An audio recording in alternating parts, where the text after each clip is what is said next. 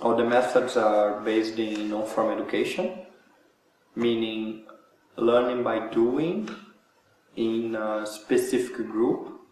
So there is some dynamic of forming the group together and try to develop them some like base of understanding, base of dialogue, passing for some experience, and then after reflecting about this experience, and then after learning through those self-assessment things. During this training we have used many workshops. Specifically, so every session is a specific method. We try to be very diverse. Some of the methods were developed by the training team. Some of the methods were highly inspired in the material that Council of Europe and the partnership have been developed with the training kits, with the Compass, the Domino, educational pack. So many workshops to get also inspiration of that. Plus, we try to make something that people could find interactive. Because when you talk about young people, if I come here and if we start to talk about rights, we believe that this is not going to be as attractive of having them making a game or simulation like Enter Dignityland, and when actually they notice they are already being members of the parliament and having to vote and understanding how difficult it is, how actually in the same time they train social skills, they train like interpersonal skills, they training like soft skills in talking to each other and try actually to convince, understanding, also decision-making process. So the methods were related with that. So we had like the movement of persons when actually they have to deal with a specific like a role play that they don't know that they're in a role play, that you make a kind of a camp, that they try to ask for asylum, but they even don't know, and then we talk about the language barrier and the situation of, for example, refugees or asylum seekers.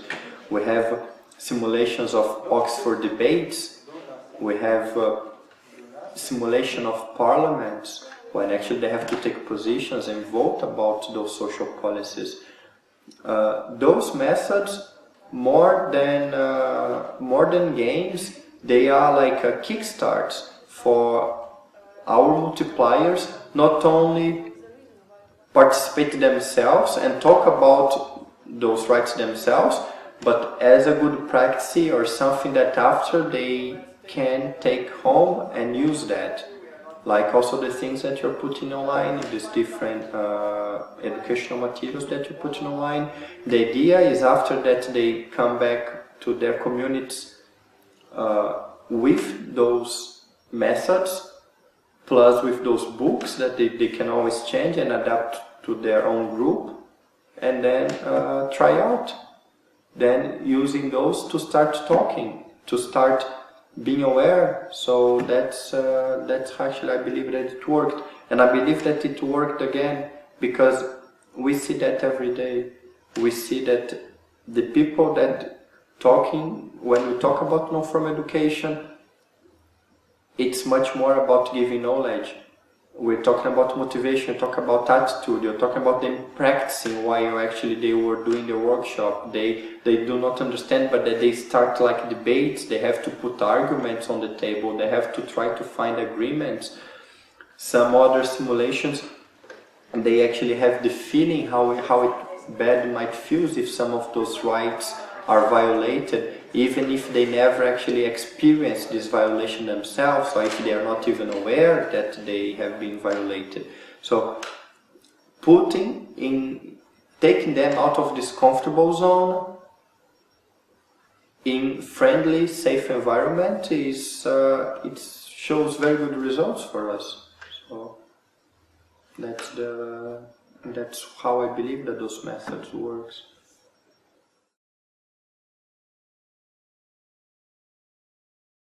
Yes, I think so. At least if the feedback that you got in the reflection groups, the evaluation forms, I got a lot of comments. Yeah, I never actually had thought about that. I didn't even, I don't know about the situation about this right in my country.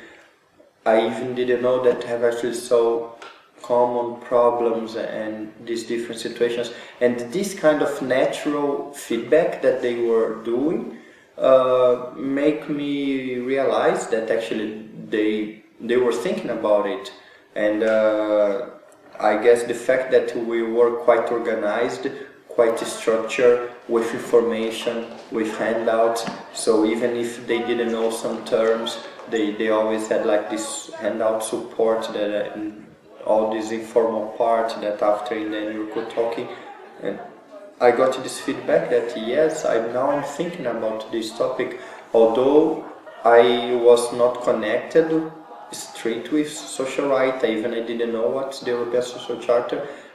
Now you make me think like how actually I can use the work that I'm already doing, connecting actually with this, how I can really promote, how I can promote with my group, have those feelings, and also it was important not only in the knowledge but also in the attitude, that I guess the slides really made me think.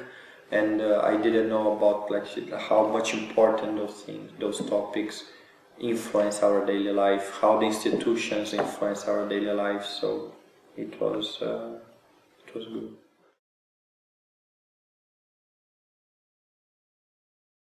I have to believe that, because that's what happened with me. That what happened with my colleagues, with the team here, that actually I met in this kind of situation. And I really believe that those moments are a real boost of empowerment for them. And it was for me. I do understand that there is, after when we leave the training, kind of, we used to say that the life hit us, and then we have also other stuff to do. But I guess that we start understanding about the importance of activism, the importance of participation, the importance of caring about our community, about our region, about like those about our society. So especially in those communities where they live, and some of the projects that they presented, it was like related with the things that actually that they felt that they can improve. It's something that they felt there was a lack in their local communities about that they are lacking their organization about that. So that's what was very interesting for me to see that. Personally, I believe, because I am a result of that. Of course, we know many people have been a result of that, and after, with the projects that they just have done, I believe that at least part of them will make actually those projects happen. So I guess the multiplication of those ideas, coming back to the organization, talk about that with their friends and family, and trying to develop something. I guess that's the main result of the project, and it's totally like feasible, and it's totally, I believe that's going to happen.